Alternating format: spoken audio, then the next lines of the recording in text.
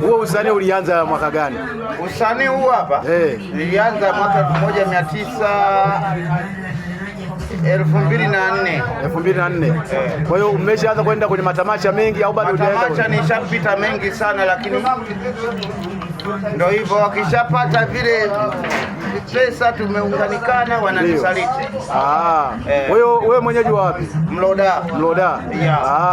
Umekuja hapa Mpunguzi, umeitwa au tu unatembea? Matembezi. Matembezi. Basi unaongea na Radio Mlango. Hebu tutolee moja mbili tucheke hapa. Tutoe moja tucheke. Mwangalie.